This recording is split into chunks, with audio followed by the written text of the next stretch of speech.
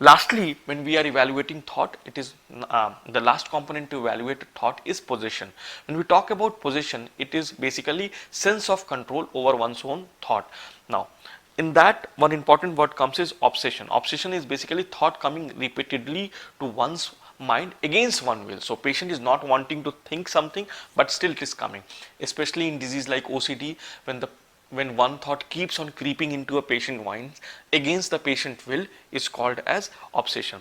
When we talk about possession of thought, there are three different kinds, where is thought insertion, thought withdrawal, and thought broadcast.